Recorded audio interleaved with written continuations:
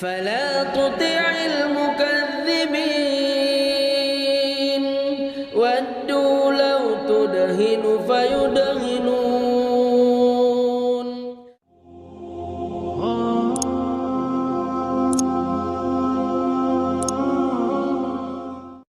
Assalamu alaikum.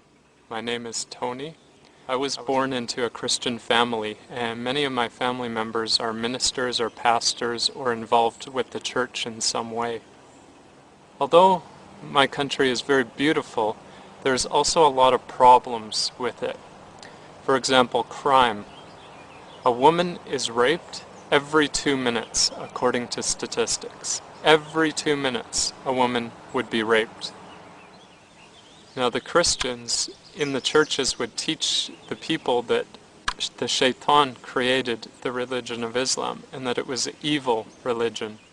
The media and everybody seemed to hate the Muslims, and this idea was propagated through our society. But I did not hate the Muslims.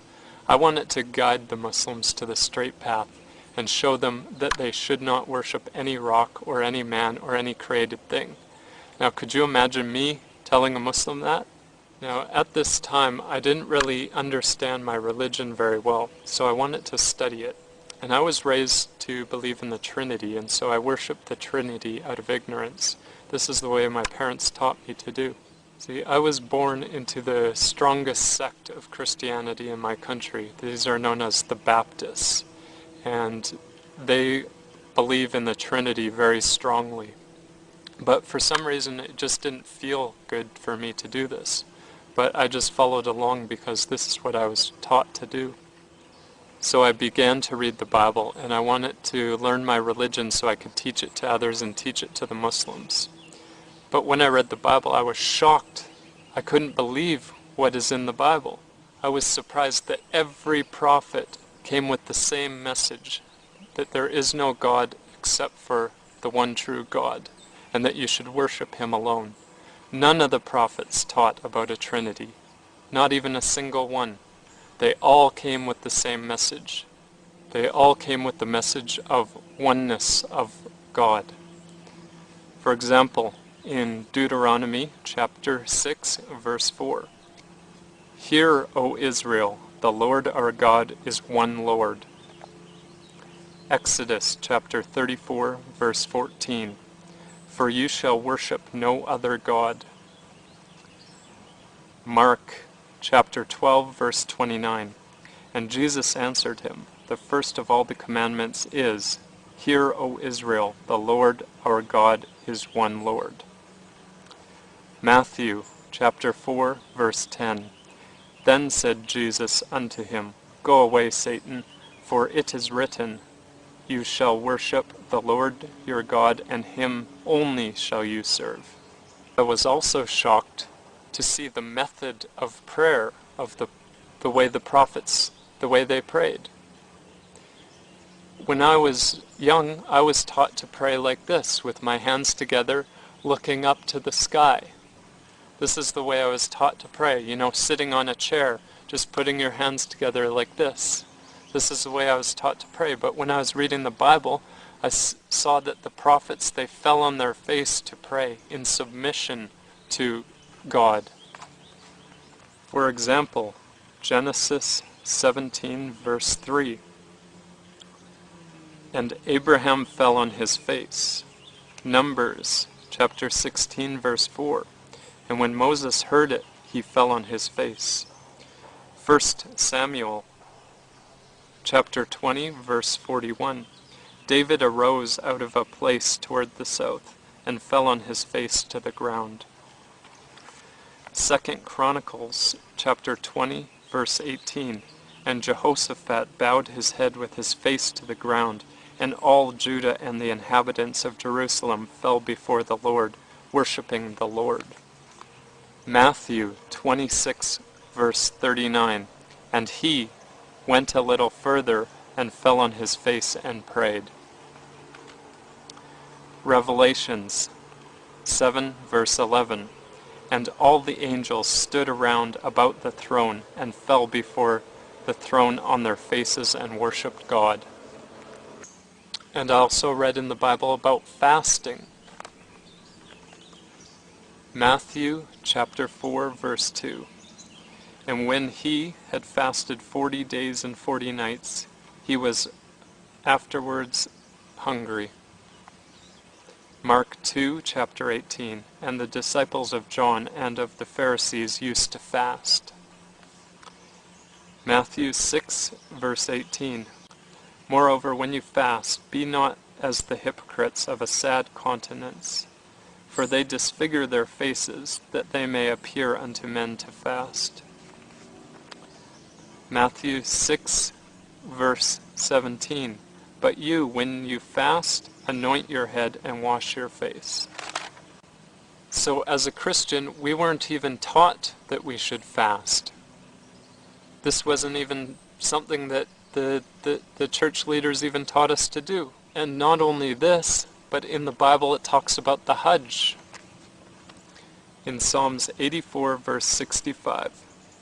Blessed is the man whose strength is in you, who sets their heart on pilgrimage as they pass through the valley of Becca. Genesis 47 verse 9. And Jacob said unto Pharaoh, the days of the years of my pilgrimage are 130 years. You see, if the Christians were following their Bible, they would be so similar to the Muslims, and they would not hate the Muslims, but instead they turn their backs on their own book. They don't even believe in their own book. Instead they teach something different. If only the Christians would follow their own book, they would believe in the oneness of God. They would pray by prostrating. They would give charity. They would fast. And they would go to the Hajj. Inshallah. Now when I read the Bible, I was also disgusted at what I found. I was horrified because of the lies in it. For example, in the Old Testament, there's a story about Jacob, how he has a wrestling match with God, and he beats up God. He wins. He is superior in strength to God. Now how can I believe that? Another good example is in the Bible. It says that God sleeps. How could God sleep? Psalms 44 verse 23. Awake, why do you sleep, O Lord? Psalm 78 verse 65. Then the Lord awakened as one out of sleep, and like a mighty man that shouts by reason of wine. How dare anybody utter these lies against God? So how could I believe in the Trinity when none of the prophets believed in the Trinity and none of the prophets taught about the Trinity? How could I believe in it? So I went to my family and I told them I do not believe in the Trinity because none of the prophets did. And so they arranged for me to meet with one of my family members who is a minister. And I debated with him and I said, I want to see where in the Bible does it say there's a Trinity. There's nowhere in the Bible. It doesn't say that anywhere. And the proofs he gave were very, very weak. And finally he became so angry with me that I wouldn't just believe it. But I just wanted to have the proof for it. I still wanted to prove the Muslims wrong though, because I was believing what the media was telling me. I was brainwashed by the media. The media says that the Muslims worship a black rock. They worship the Prophet. They worship the moon. They do all these kinds of evil things. They oppress the weak. They are cruel to them. They are cruel to old people. They are cruel to women. This is what the media is teaching. They are even cruel to each other, their own brothers.